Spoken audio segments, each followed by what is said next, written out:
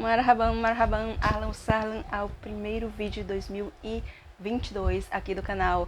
Gente, nós vamos falar sobre a poligamia, um assunto que é polêmico e ao mesmo tempo gera curiosidade, né? Sobre essa questão, né? Sobre este casamento com várias mulheres que pode se dar no Oriente Médio, né? Então é sobre isso que a gente vai falar, né, como surgiu, né, quais os fundamentos para isso, por que esta poligamia é validada, né, quando ela ocorre, quais os requisitos para que ela ocorra de forma, né, correta, legítima, né, por que ela se dá até hoje, né, se ela continua ocorrendo em grande escala, se ela não continua, deixou de ocorrer com tanta frequência, né. É tudo isso que a gente vai sobre tudo isso que nós vamos abordar aqui no canal, mas antes deixa o seu like, se inscreve no canal, tá bom? E compartilha esse vídeo, tá bom? Bem, feito tudo isso, yallah, né? Yallah, vamos começar a falar sobre a poligamia, mais especificamente sobre a poliginia, né? Poliginia, porque a poligamia é um casamento, né, entre várias pessoas, né? Quando uma pessoa se casa com mais de uma pessoa, né? Mas dentro da poligamia nós temos a poliandria, que é o casamento de uma mulher com vários homens, que isso não é admitido no mundo árabe. E nós temos a poliginia, que é o casamento de um homem com várias mulheres, que é sim permitido no mundo árabe, né?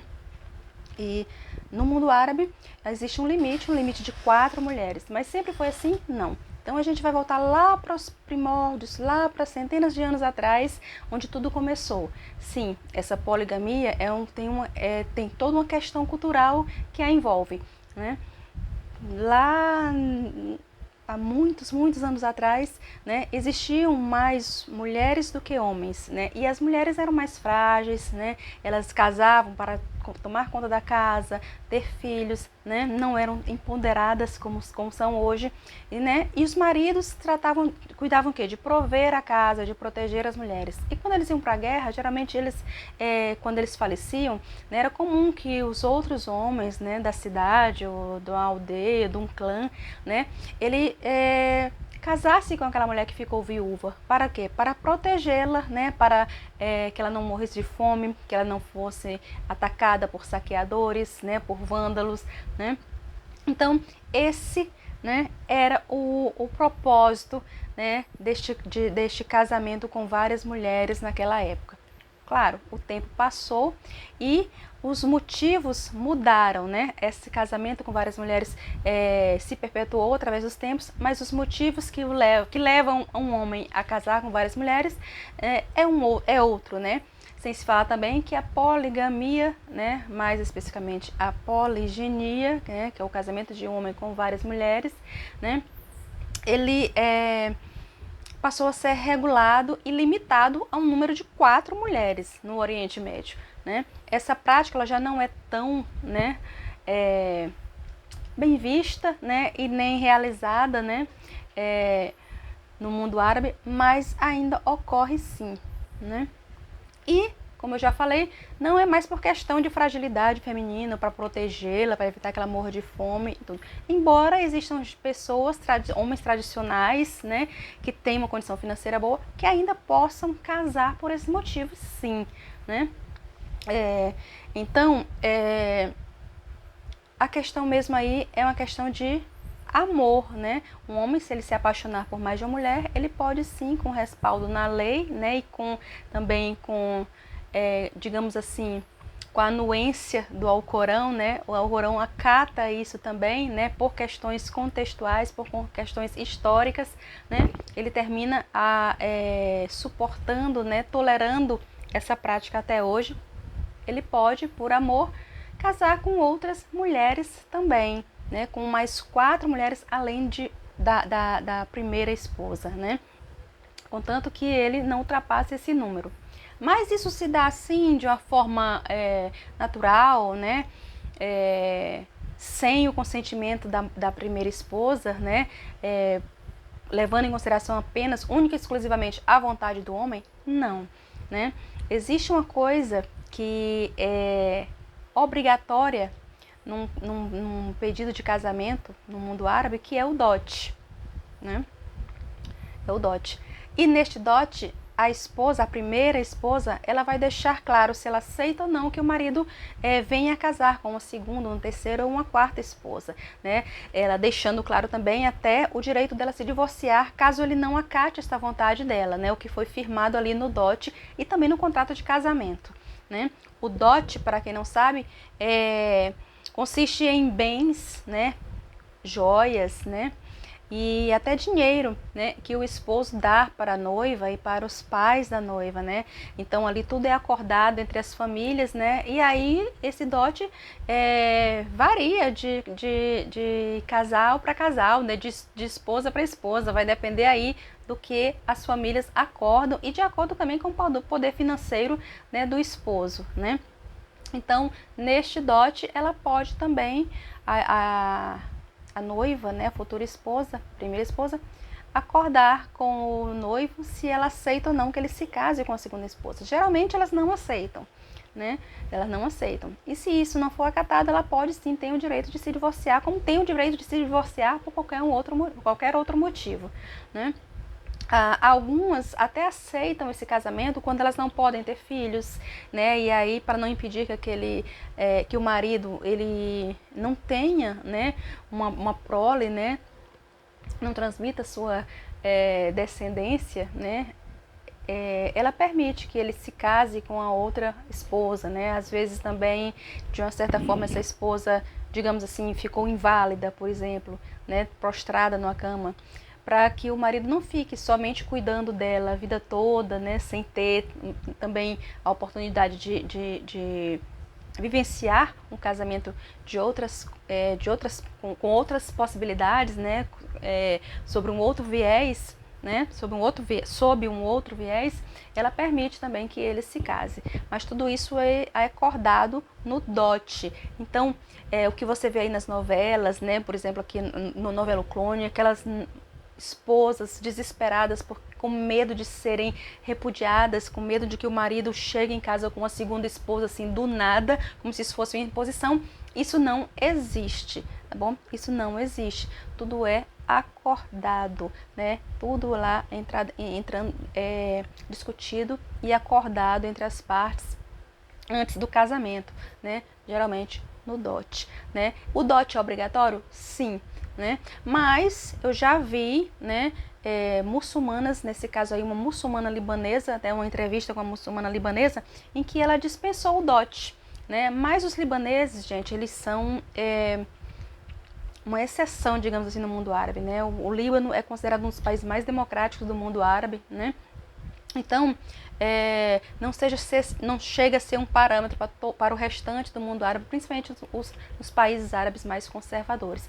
Mas, nessa entrevista, essa muçulmana ela disse que ela abriu sim mão do dote, né? E o pai acatou. Então, como é algo que é exigido, né?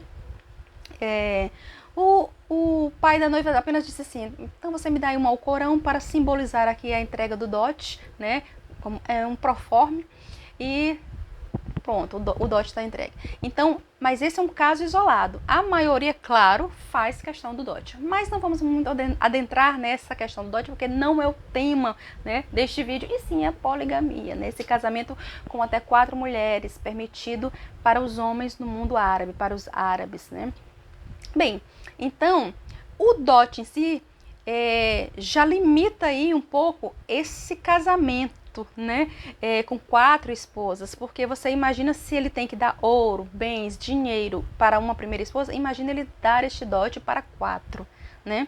Então, já é um fator que restringe muito o casamento, né, poligâmico aí, a poligamia no mundo árabe, né? Porque nem todo árabe é riquíssimo, tem muito dinheiro a ponto de sair aí, né,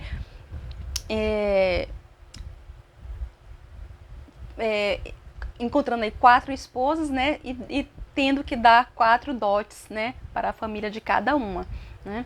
Então já é algo que limita muito aí esses 4 casamentos por parte de um homem só, né? 4, 3, 2, às vezes já sai caro demais. Então já é um fator aí que limita, né, que restringe um pouco, né, essa poligamia no mundo árabe, que como eu já frisei aqui no começo desse vídeo, ela já não é tão bem vista, né, já não é tão posta em prática, né, como antigamente, né.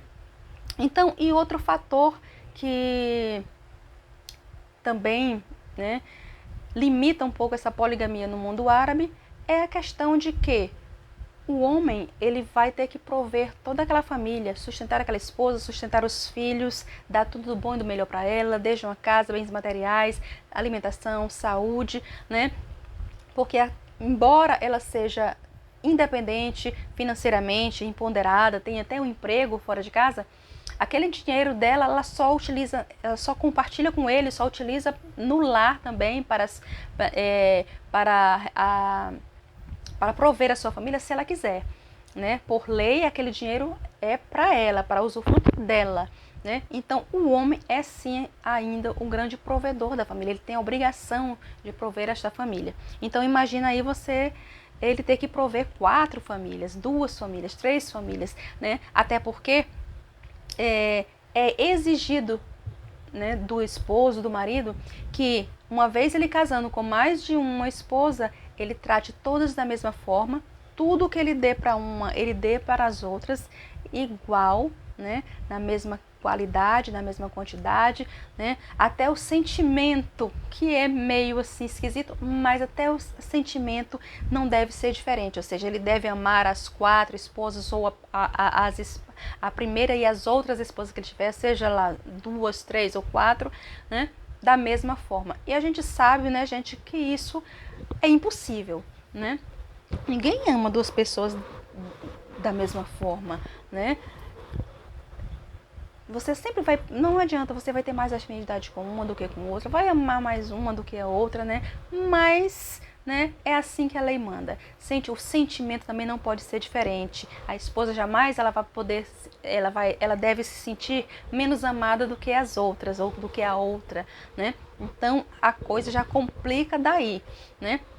Fora que se ele der um lápis para um, ele tem que dar um lápis para outra. Uma fivela de cabelo para uma, ele tem que dar para outra. Uma viagem para uma viagem para outra, para o mesmo lugar, se possível, né? A casa também de uma não pode ser melhor do que a outra. Gente, e por aí vai, né?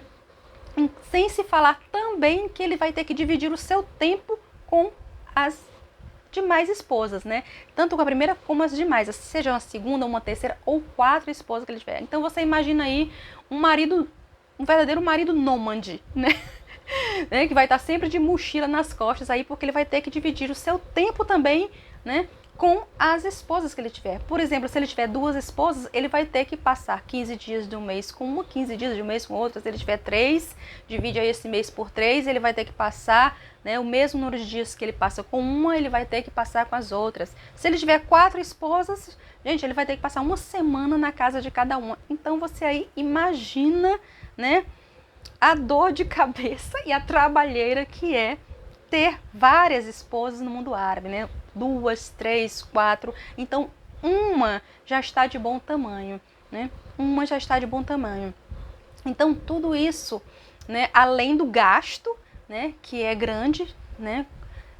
Então, a questão financeira também restringe muito isso, porque nem todo árabe é riquíssimo, né, a ponto de poder, né, bancar aí vários lares, né, prover aí vários lares, né, e também presentear as esposas, né, da mesma forma, né, com o mesmo montante, né, de agrados que ele dá para uma, ele dá para outras. Então tudo isso restringe muito, né? E também essa questão do tempo também aí complica um pouco. Já pensou, você tá sempre ali, né, mudando de casa, num mês você tá em 4 casas diferentes, 2 casas, 3 casas diferentes, chega a ser também desgastante, né? Por quê? Porque ao contrário do que as pessoas pensam, como eu já falei também no início do vídeo, aquele harém com todas aquelas mulheres morando ali debaixo do mesmo teto e aquela felicidade, aquela dança, aquela coisa, aquela folia que a gente vê nas novelas, né, que tentam retratar a cultura árabe, isso não existe. Cada uma tem por direito de ter a sua própria casa, a sua privacidade, o seu lar, ser a dona da sua casa, né? Nada de morar tudo junto, tudo debaixo do mesmo teto, isso não existe, tá bom? Então, espero que vocês tenham gostado, tá, deste tema, poligamia no mundo árabe. Friso aqui que não é uma prática que você vai encontrar em cada esquina, né? Assim, a balde no mundo árabe, ela está entrando em desuso cada vez mais. É muito difícil você encontrar um homem com várias esposas, né? E ela chega a ser mal vista, volto a frisar, hoje em dia não é bem visto um homem com várias mulheres, né? A coisa já está bem, o proceder no mundo árabe com relação a casamento, né, a relações, né, matrimoniais, já estão se assemelhando bastante no termo com relação à monogamia, digamos assim, né, aos países ocidentais, tá bom? Mas, volto a dizer, é totalmente válida a poligamia, na verdade a poliginia, né? Ou seja, um homem casar com várias mulheres no mundo árabe, sim, né? Já a questão da mulher, uma mulher com vários maridos, com 4 maridos, não é permitido. Eles alegam isso por questões, afirmando que no caso das mulheres seria impossível saber, né, quem seria o pai da criança, né, dos filhos, né? Muito embora hoje exista exame de DNA, como isso é uma questão cultural que vem, né, de séculos e séculos atrás, naquela época não existia teste de exame de DNA, e isso fundamenta até hoje a não permissão para o casamento de mulheres com mais de um homem, né, que ela tenha mais de um marido, 4 esposos, né, e apenas os homens podem ter até 4 mulheres, tá bom? Espero que vocês tenham gostado deste conteúdo, né, do canal, nosso primeiro vídeo de 2022. Beijo, compartilhe esse vídeo, tchau, tchau, massalama, até a próxima. Massa al-khair.